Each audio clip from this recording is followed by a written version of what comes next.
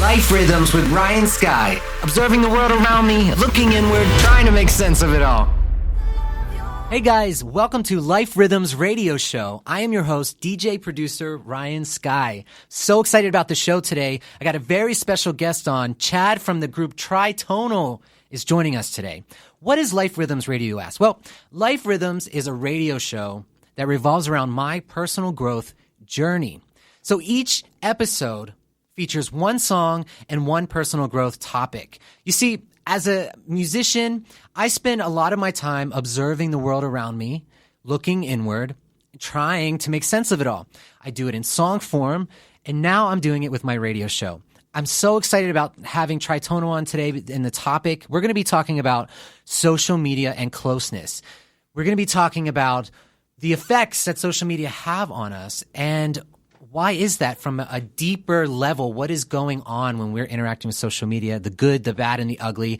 It all comes down, and this is what we're going to talk about later in the show. It all comes down to our intentions, our awareness of ourselves. It comes down to the stories that we're telling ourselves about what's going on online in any particular moment, and even really off of social media. These stories that we tell ourselves of who we think we are and where we think we're going and the meaning. I really want to drive this home, the meaning that we give to things. And so many people have these stories going around in their mind, and they give meaning to different things, and they think that just because my mind says this, it must be true. And we're here today to talk about and question that and have you start to question about what's going on in your mind, and to know that you actually have more control over it than you may realize. And you can start to take more ownership of your experience, both online and offline, both with your relationships with yourself and with the people in your life. And again, as I was saying, it comes down to your intentions, and it comes down to this awareness. The song that you listened to when we came into this intro is a song called Someone to Love You. This is a song by my guest Tritonal. And the lyrics, you're just looking for someone to love you, searching for someone to love you. Everyone feels loneliness when you love so hard till there's nothing left. You're just looking. And that's what we're going to be talking about today. Looking, searching, where are the answers at? Are they online? Are they within us? What's the kind of mindset that we can have to really transform our experience in life? So excited. When we come back from this break, have Chad on. I've got my manager and co-host Scott Waldman joining us, and we're going to dive into this subject right after this short break. Hey guys, welcome back to Life Rhythms Radio Show. I'm your host, DJ producer Ryan Skyy. I'm excited today because we got Chad from Tritonal on as my guest today. Hey, Chad. How's it going, man? Thanks for having me on. Dude, so excited for multiple reasons. Number one is this is the first time I get to be back in the radio station after quarantine. So happy about that, and I'm also stoked to have you on today. Thanks, man. Thanks for having us, dude. I think this will be great. I also have my manager and co-host, Scott Waldman. Hey, Scott. I read you wrong. I thought you had it all. Oh man, yeah. So Scott, that's a lyric tie-in. Scott's he's a savage with the lyric ties in. Yeah. So you guys, the song that you were listening to on the way into this segment is a song called "Someone to Love You." It's a song out by Tritonal, and specifically, I was looking at the lyrics, and I love that. I read you wrong. I thought you had it all. Seemed impossible. You didn't have no one. When I look at those lyrics, to me, I read you wrong. It's like, that is so social media to me. It's the impressions that we get of each other, misreading each other, or it's like the stories and the meaning that we give to these actions that we take online. And what we're going to be talking about today is social media and closeness, the way that it affects it. And I wrote a quote on the topic that I want to share, and this really sums up kind of what we're going to be talking about today in both segments. So this is what the quote says. Social media has changed the way we perceive and experience closeness. It breaks down barriers while putting up walls at the same time. It directly impacts our mental health, and it all comes down to how we use social media and how self-aware we are of our activity and the impact that it's having on us in real time. We got to look at each interaction and ask ourselves, what are our intentions behind each DM that we send, each post that we make, or photo that we like, or profile that we view. What are we feeling inside during these moments? The intention is key. So, for example, I may be posting a promotional photo for this radio show that on the surface looks like I'm doing some marketing. But if I'm honest with myself, maybe my primary intention is secretly to get the attention of a love interest and raise their attraction. And whether or not that love interest actually likes my photo, hearts it, or ignores my post could have an impact on my mental health and on the perception that I have of where our relationship stands at the moment. So what I want to point out is that your awareness is key. So this is my advice. We got to become curious of our online behaviors. Pay attention to your thoughts and emotions while you're online.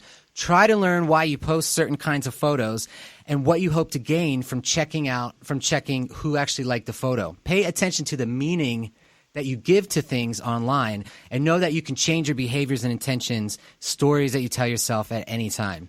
So if we build this habit of being more conscious and self-aware while we're online, we can avoid the negative pitfalls of social media and actually find that it becomes a complement to our life and contributes to our sense of satisfaction and connectedness.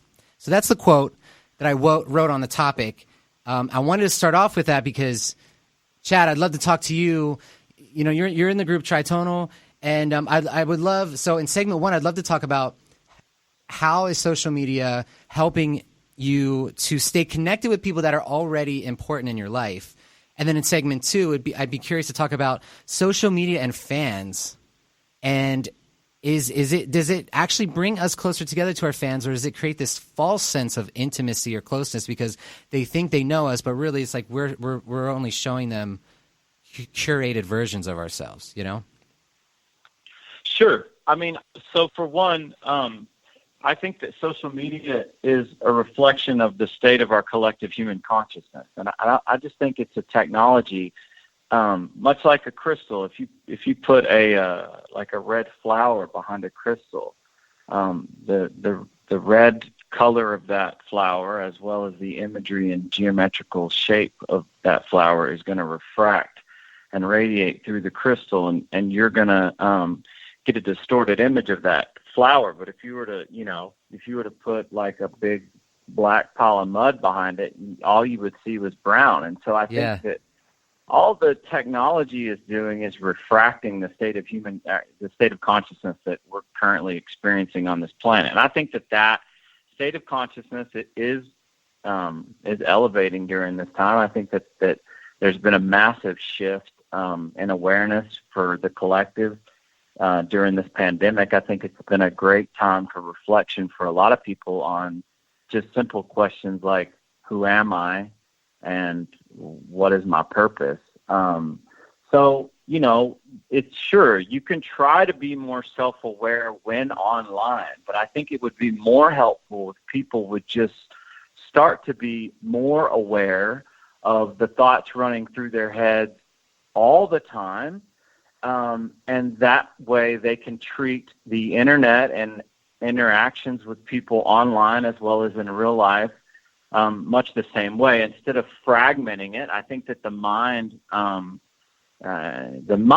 tries to break things up into chunks so that it can conceptualize them, and really beyond mind, we exist in a unified, cohesive whole. And I think that when we're online and we're trying to give a perception of who we are, if we don't know who we are beyond name and form, then all we're doing is fabricating and manufacturing a false sense of self that we would like to think of ourselves to be. Meaning, there's a story in my head that I'm telling myself that I'm that person. I'm of this ethnicity, and I'm this old, and I was from this shitty family or really good family or what. There's a story in my head, right? And that story is, I want to take that story and I want to magnify it and I want to enhance it and I want to serve you up a better version of our story. And all we're doing when we're engaged in that egoic behavior is we're serving one another false stories of who we would like to be, not who we are beyond any of that. Most people don't even have that. They haven't even gone that far. And so, for Dave and I, we try to write simple lyrics that on the surface can be like, oh, someone to love you. It's a great song about, it makes me feel good. It's got great chords. It makes me feel, it reminds me of this person or this thing. But if you look deeper, a lot of the Tritonal records are trying to use vibrational sound and lyrics to point to a place inside themselves that's always at rest and always at peace, and is this conscious, this ocean of awareness. I would call it loving awareness. And as Dave and I have discovered ourselves to be focal points of loving awareness, we have begun to transcend mind, and we have begun to transcend caring about what we think people think who we are. Like, there was a time when it was so important that the comments were a certain way, or that the reaction was a certain way to a music video, or that the show reactions were a certain way, or that all these things, because you're as your creator, you're writing this music and you want people to feel like. That's why I got into writing music, was because I wanted to transfer through sound an emotional vibration that I was holding in a space, right, within my own focal point of consciousness, and I wanted to transmit that to you. And I think that sound and music as a vibration is a direct A to B experience that can take you into presence very fast. I think that music and the arts are one thing that allow us to transcend mind very quickly. And so for us on social media, as we became Tritonal, we've been going at this now for 12 years. And so in the beginning, although we were living, I would say, respectable lives, Dave and I have always been somewhat moral and had some sense of character decency, I guess you would say, right? We love human beings, and we've always sort of been caring guys, but there was not that sense of I am beyond the story that A, we grew up with, and then B, we started to formulate ourselves as a group. So now there's a collective consciousness, and this happens within artists, this happens within a government, this happens within corporations, this happens within sports and churches. Collective consciousnesses also garnish and formulate egoic identities on a collective level the same way that we do on an individual level, and those also act as a blockade from inner freedom. And so, but now that Dave and I have taken responsibility over the last 4 or 5 years and really dug into the self-disciplines of yoga off the mat and also on, but also disciplined meditation, Kriya Yoga, pranayama, we've been able to begin to put a little bit of spaciousness in between the incessant need of food for thought and the thinker versus who we are as beings that just merely want to be, right? And so now when I go online as a Tritonal, if there's a post, like you said, I do need to ask myself why I'm wanting to say this. But if I back up, if I just dial that back a little bit, am I operating from the time I woke up in the bed in the morning,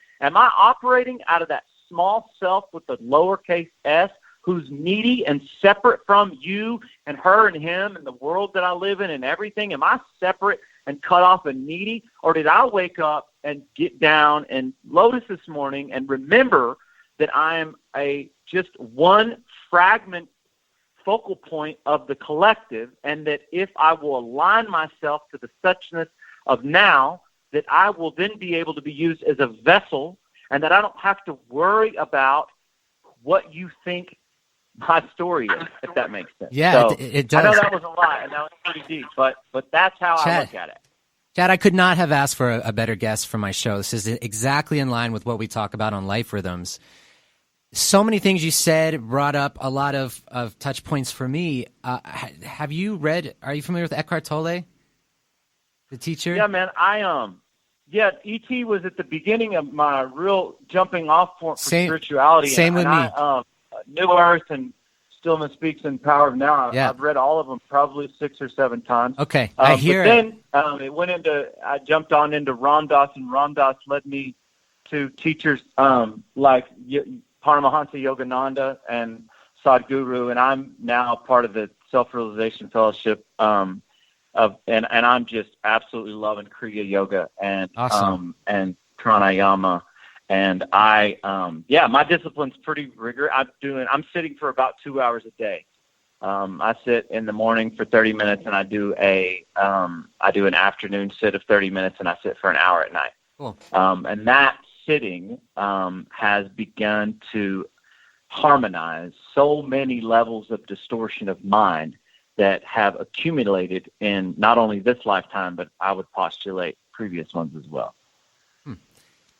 It's interesting to me. You talk about the little self. It's also like the stories that we tell ourselves, the thoughts that we have. There's really so much here that we could unpack.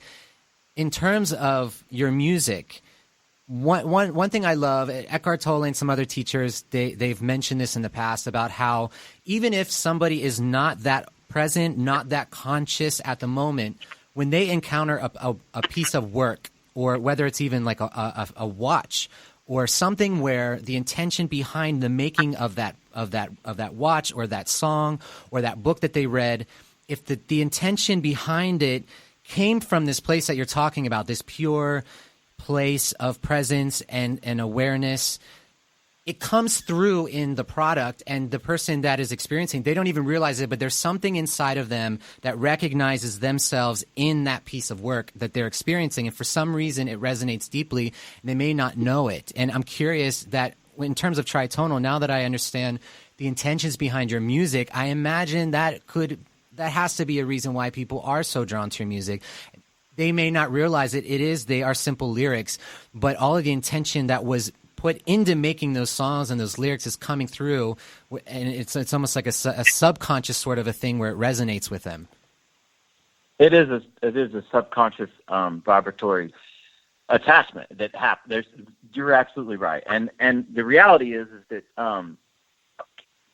sometimes we go real high-minded with our records. Like Shivoham was a original Sanskrit mantra that we dug into the Sanskrit text and wrote an original mantra, and then had a bunch of people record it, and it's a chant, right? It's technology that can be used to take you beyond mind. And then sometimes we like to write relationship songs, which are more surface level. But I think that it's important to remember that the vast majority of the human population, as we sit right now on this Zoom call, is operating at a surface level of consciousness. I know that that's raising, and I know that we're here to elevate it, but I do think that it's important to talk to people where they are, and I think it's important to meet people exactly where they are.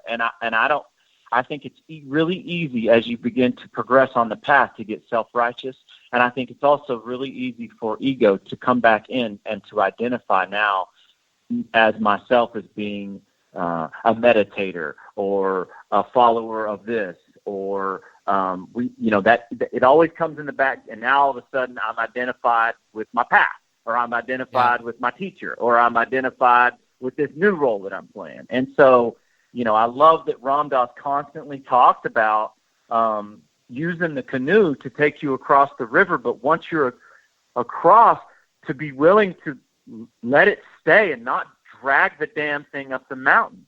And for us, as we're writing songs, sometimes we're in a songwriting session, because we often write songs with other songwriters, and sometimes we'll have such a deep, visceral, immediate connection where we know we can plunge deep into the depths of the abyss and write from our spirit's longing about everything that we've always wanted to write about. And that's a record like Born Yesterday. It just comes. And then sometimes you're in a room with writers who are not there at all and are so identified with themselves as being the writer who needs to get the hit so they can then get the money, so that they're on this fucking train of thoughts that is using this moment merely as a means to an end to get to the next moment, because their mind is telling them the next moment is going to be more fulfilling than this moment. And you can't tell them when you're in that room with them writing that song that, yo, you're clinging to an idea of a tomorrow and you're not here with us, right? You can't tell that, A, that's rude, and B, that's disrespectful. So what your options are, the real options that you're faced with is, how do you accept that, A, that's where they are, and B, how can you align yourself with the fact that they are there right now? Come in with them on that. Because if you can't walk 2 feet with the person, what makes you think you're going to eventually be able to turn them around? You have to walk that way for a little bit. And so sometimes we allow the session to go where it goes. And that song may or may not ever get re-released by Tritonal, but you cannot control and manhandle the creative process. You can try, but you end up frustrated and you end up sad. Just like you end up sad and frustrated. It's forced. The car's flat, the tire's flat, and you're trying to you're in inner resistance to the fact that the tire's flat. Right? Resisting what is, yeah. I want to bring, Scott, I want to bring you into the conversation too and get your thoughts on this. It's Well, I was gonna say on that, with writing, I mean, the other person that you're collaborating with is not going to be able to be their best self if someone else is completely dominating the room. So it's going to be essentially a solo project. So the end result is not going to be what they want. That's right. And as a result of you manhandling that situation, you're actually what you were talking about originally, which was the impartation of vibratory resonance onto a song or a meal that you cooked or a gift that you gave somebody or a kind word, right? Whatever that is, that vibratory nature of loving awareness. If you're controlling that situation, are you imparting the very thing that you said you were set out to impart, or is it easier just to talk and try to relate to that person where they are and see if you can come up with something good together? Interface? Is it truly an organic interface? Right. Right. What I love about what we're talking about right now is it's starting to move in a different direction than what I originally planned for the show, and I'm happy with that, and I'm okay with that, and it's a cool little example of what you're talking about, going into a session maybe with an expectation of things going one way, but then now you have somebody else that you're working with, and they're bringing something to the table, and it's interesting, and to allow it to develop organically. So I want to continue this conversation, and I'm starting to want to focus more. I want to continue in this direction that you've started, Chad, about intention. I wanted to talk about the intention behind our activities on social media, and really you related that to the intentions in all aspects of our lives, and I'm so on the same page with you on that. When it comes to somebody who is on social media, I want to talk about the stories that we tell ourselves, and also trying to understand why are we on the medium and what is it that we're trying to get. Because from what I find is that, and myself included, when I experience moments where I'm experiencing something, a negative feeling from social media, I also have a moment of self-awareness when I realize that I had retreated back into my egoic state, and I was trying to get something out of the medium that I can only find deep within myself. And it's those moments where I kind of get lost in social media and I get lost in the activity, and I have these stories going on, and I have to catch myself and realize, because one thing I wanted to tell to listeners is your emotions are a guidance system. They're a good thing. It's not – we shouldn't try to avoid feeling negative emotions. They're there to tell us that something is off. So if you're using social media and you're not feeling good about it, something is off. Maybe it's the meaning you're giving behind it. Maybe it's what you're trying to gain out of it that you can't get from an electronic device. You can only get it from within yourself. And I know you talked about yoga, meditation, religious praying. There's different ways about that. But what I want to say is are we at the end, Emily? We're going to take a short break, right? Yeah, we're coming to the end of segment 1. So we're going to take a short break, and when we get back, I want to continue this conversation. So we'll be right back on Life Rhythms Radio Show after this short break. Hey guys, welcome back to Life Rhythms radio show. I've got Tritonal on. I've got Chad from Tritonal as my guest today. Hey Chad. What up, what up, what up? And I've got Scott, my manager and co-host. Hey Scott. Part 2, baby. Oh yeah, so the song you guys are listening to on the way in is called Someone to Love You, song by Tritonal. And the lyrics, and there I was thinking it's just me with all my problems and my twisted dreams. Turns out everyone feels loneliness. What I love about this, the realization that I see in these lyrics is this to me reminds me of intimacy. The different components of intimacy, one of the key components to building it is self-disclosure. It's getting to a vulnerable place, sharing something about yourself, and the other person recognizing it and validating it, maybe seeing it within themselves, and then that brings closeness together. That can happen on social media. Social media could be used. It's interesting to me because I see social media bringing me closer to some people, and then I also see the walls that are up between me and other people. And based on what we talked about in segment 1, it comes down to me. It comes down to the intentions that either party has in the interaction, and also how willing we are to be vulnerable with each other. That's right. That's what it is. Yeah.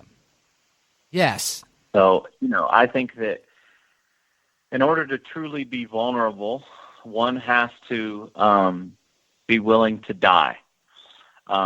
Be willing to have... I've never been be vulnerable. Willing to... Yeah, well, because here's the deal. The story in my head that I think you think about me, in order to truly get honest, I have to be willing to allow that sense of self with a small s to die. And I have to have already actually died that death on some level. Meaning, if I'm going to come on online, which I've done, I'm almost 15 years sober, and talk about addiction and talk about how dark it was for me, and how dark some of the actions and activities and thought processes were that I were experiencing, I've got to be willing to know that I may very well lose your respect or admiration or some false idea that I hoped you had about me. Yeah. All these egoic deaths, I have to be willing to die. And I think that's why die in the morning before you die at night is what they're saying is that when you're experiencing a deeper sense of self, that's connected to the unified whole, when you're experiencing a sense of self that is boundless and non-local and infinite, when you've experienced that sense of self, then dying the egoic death is not that hard because life becomes lila. It becomes what they refer to in the Hindu Sanskrit text as lila, which is the play of life. It's a drama. It's a play. And now I, as the witness, am merely just watching this drama unfold, and I'm not so engrossed and attached with myself as the main or lead character. I think that word attachment is key. When you talking about being attached to things and really the ability to be detached, and it doesn't mean not caring, but as you had said, being willing to die. Also, what has helped me is when the Buddhists talk about everywhere you look, you will find dukkha, you will find unhappiness. Yep. And that really brings a lot of peace to me that anything outside of me is going to bring unhappiness. Even and there's duality in all aspects of life. So even something that you're excited about that brings you joy, something you wanted your entire life, and then you get it, the flip side of that is you will experience the other side of the coin. There will always be that negative side. And when you realize that you cannot find satisfaction anywhere outside of you, it's a relief because it's like, okay, I don't expect this to satisfy me. I don't expect this. My expectations change. And then I feel freer, right? I feel freer. Right. People around me, they feel like there's less expectations, and they don't feel like I have an agenda with them, like I want something specific from them. And it just changes and lightens up the interactions. That's what I find. That's what it is. And, the reality is that Tritonal is it's a music act. So the vast majority have come to the page or engage with the act because of their love or aversion, whichever it is, right? And their attraction or aversion to the music. You guys have haters? You guys. You've got it. If you don't have any haters, you're not doing anything I gotta right. Oh, Like- dude, that's the truest statement in the world. Otherwise, you're a politician. What are they hating? They're there for that. Yeah. But the reality is that hopefully we can subtly and gracefully point to people without being preachy or overt or always coming at them, single pointed about, this is what you need to do in order to feel better inside yourself.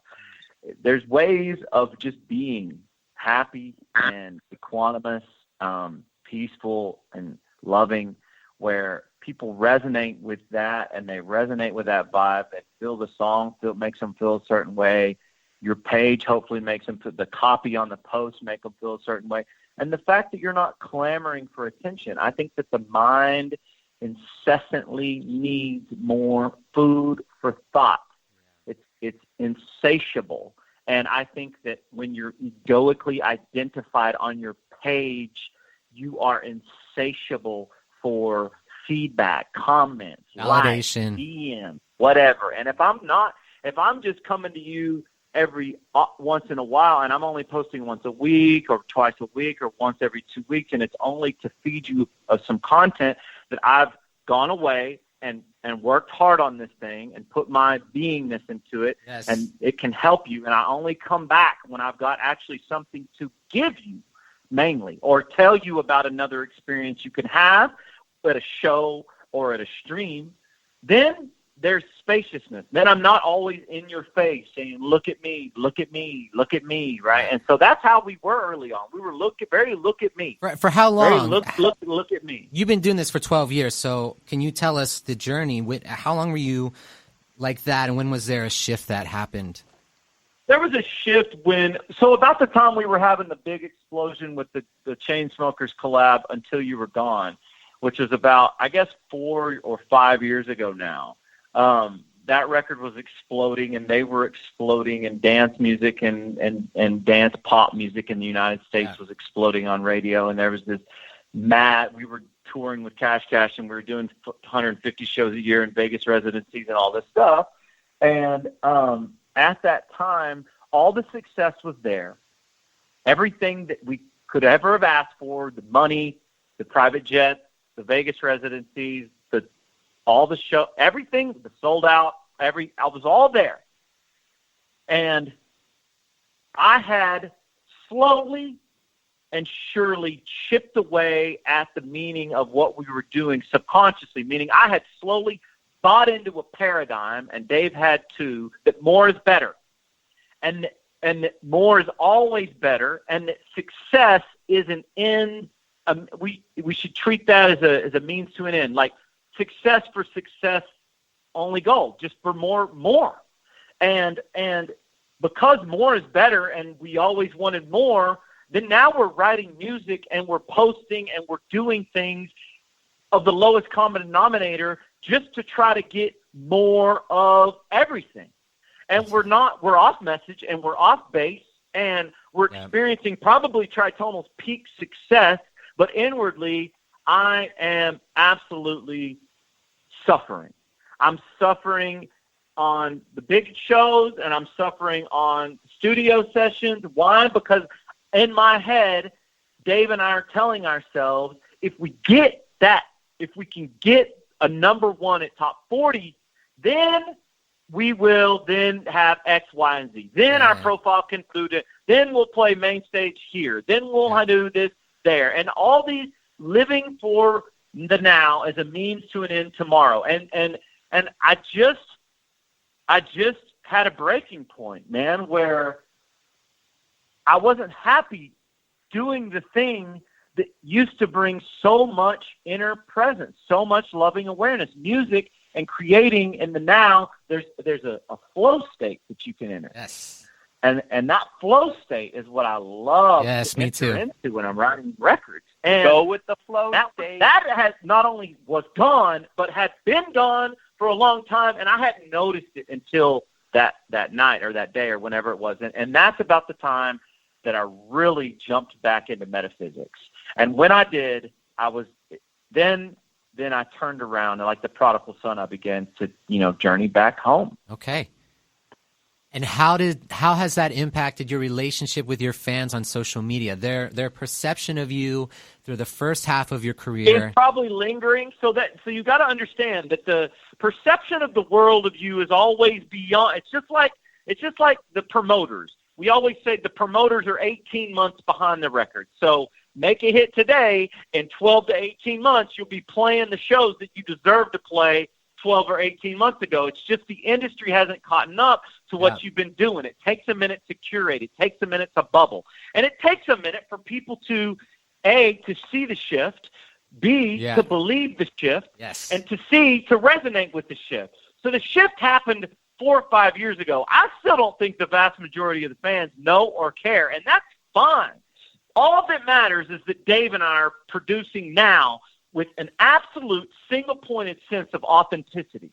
And because we're creating out of a sense of authenticity, and we know who we are, and we know what we want to say, now things are in a state of flow again, where the records are coming like just bang, bang. I don't even have to try. They're just flying out of me. There's so many of them. There's so many ideas. I can't even keep up. I've got lists of ideas that we've started that need to be finished that aren't finished. I don't have time. And so I cannot control what people think of my message. The only thing I can control is my internal experience. And the only way to do that is to read the instructions manuals on this spacesuit that I have, this spacesuit. Most people have never read the instruction manual on their spacesuit. They do not know how to inwardly engineer their experience. Our experience happens inside. The seat of experience is in our pineal gland. It happens internally. That's why when you're in a deep sense of meditation, people think it's about nothing happening.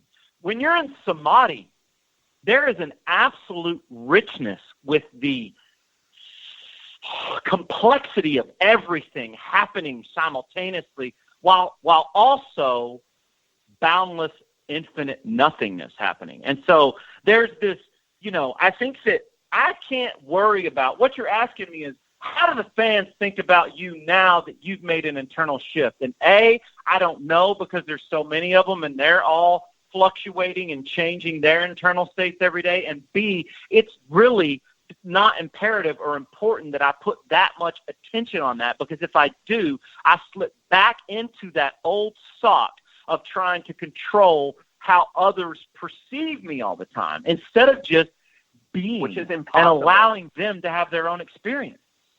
Well, it's impossible. Like, I could say the same thing with the same exact tone to you, to Ryan, and to Emily, and all three of you can perceive it completely differently. You never, A, know the author's intention, and you never know exactly how someone's going to perceive information from you, especially when it's written. That's right. And so sometimes, what I've been doing lately, just only a few times, we talked about getting vulnerable. It's just going on IGS in front of the camera and just beginning to share and trying to have a sense of where I am emotionally, where the kids are, where we are financially, where we are in sobriety, where we are with the emotionality of what's going on. But like you just said, if I'm always worried about what I think you think about me, how am I able to just be here now? You're not. You're not. You can't be. And so the important thing is to create.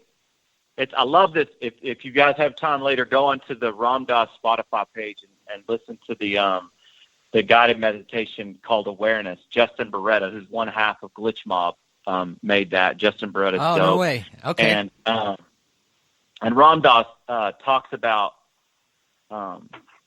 allowing impermanent phenomena to manifest, exist, and change, to arise, to decay, and to go away. And that's what we need to be willing to do with our social media stuff. After you post this show, sure, You might want to check in on your stats every now and again to make sure you're all right. But ultimately, does it matter? I mean, no. I mean, you want to know what you're going to look at the comments, so do it, but don't obsess on it. I think that the main thing that we need to create is a lot of inner equanimity, and I think that you pointed out early in the show that while you're looking and while you're online and while you're doing this, try to develop. I don't think that that's the time to try to develop that. I think that once you're already online and you've already followed all these accounts and they've all pushing this type of agenda and you're on Facebook and it's all this type of thing, then it's almost too much for the normal person who doesn't have any disciplines or sense of I am beyond name and form for them at that point to disidentify with what's happening. I think that it's more important to try to do that work before we engage with technology that's so fucking powerful. Because when I find when I'm online and I'm tired and it's at night, dude, even if I've meditated 2 or 3 times that day, if I'm stuck, what you asked your listeners to do, I can't even do most of it. Like, I will get in an emotional, old, well-worn thought pattern of and now I'm in a fucking cycle. And sure, I'll come up for air sooner or later, but I think the most important thing to do is to start to try to develop disciplines that will give you a sense of spaciousness within your sense of beingness before you engage with Instagram stories or Facebook all night.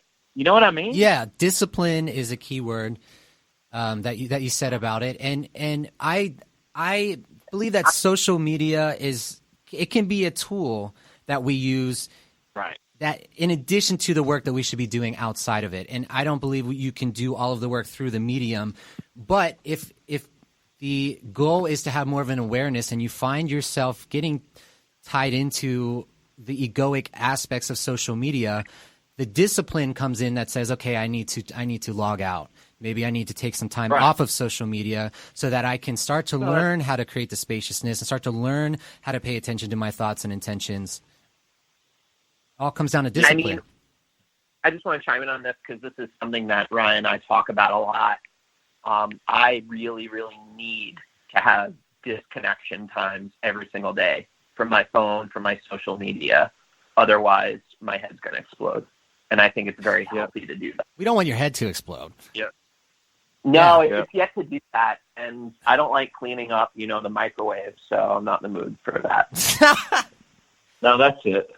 That's it. And, I think it's hard.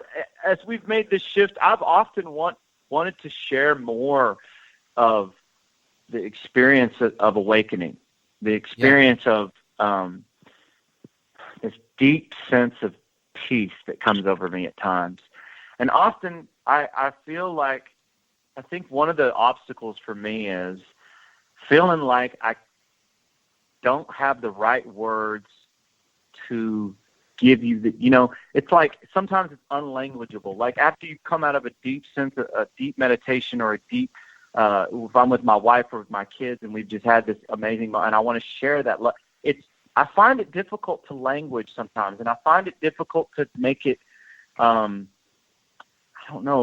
pertinent in my fans' lives. It's tricky.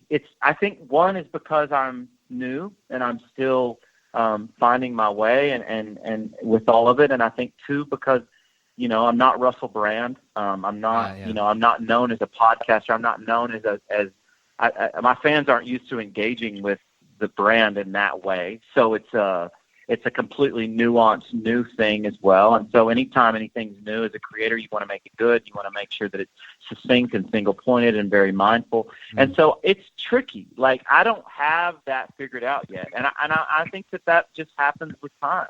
I think that as I begin to become more and more mature and more comfortably seated within this new awareness, that those things should just be a natural outflow, and not be forced, not have a schedule every Sunday. I'm going to go online and I'm going to talk about what I read and Yogananda's new book or whatever. I think it's more important to just sort of be nimble. And if you feel inspired, you got something to say, go on or record it and save it in your phone and maybe think about posting it later. That's what I'm trying to do now, is to find my feet in to spreading the message of loving awareness, because it's a message that people definitely need to hear more of. Absolutely. For sure. Yeah, the words will find you. It needs to be done well, and it needs to be done with efficacy. And I don't know that Tritonal has that piece crystallized yet, if you know what I mean. Time is definitely on your side, and the more you talk about it and the more the intention is there, the words will find you, and even opportunities will find you, like being on this show. You're on a personal growth radio show with that centers around music. This is an opportunity to talk about it. We're coming to the end of segment 2. And so I want to bring this to a close, and I want to say that it's been a pleasure, an absolute pleasure to have you on the show. You've been an awesome guest. It's been an enlightening talk. Thanks, we're really grateful to have you on here at Tritonal. Chad from Tritonal, one of 2 parts. David couldn't make it today. We're so happy to have you on. And I want to urge our listeners, check out the song Someone to Love You. And now when you listen to Tritonal, think about some of the things we were talking about in terms of the intentions behind the music. Maybe you'll start to pick up that intention in the music. And with regards to social media, I want to, the key takeaway for me is the ability, the willingness to be vulnerable, the awareness of what your experience is like, and having the discipline to be able to log off. And then also, as you were saying, Chad, you were talking about finding that spaciousness, doing the work outside of the medium that will then, it affects all areas of your life. That's right. It'll filter down into your consciousness of daily waking life. I have found that to be true. And one more. Yeah, go ahead, man. Go ahead. I think that the most important someone to love you is you. Yeah. No, and we didn't get to talk about that. And that could be a whole nother segment, which is that love that we look for outside of ourselves should always be found within. And I think that that was definitely a subject matter in the songwriting session, although that I don't know that it's easily understood within the context of the song how it ended up, but we talked about that a lot in the session. I'm glad that you brought that up. Awesome. Well, thank you for coming on to Life Rhythms Radio Show, Chad. It's been a pleasure. And that's it. It's the end of our segment. Such a pleasure having you on. Yeah, thank you everyone for checking out Life Rhythms. Thanks for having me on, guys. You guys were awesome. I loved it. Thank you. Take care. Until next time, Life Rhythms Radio Show on Adobe Radio.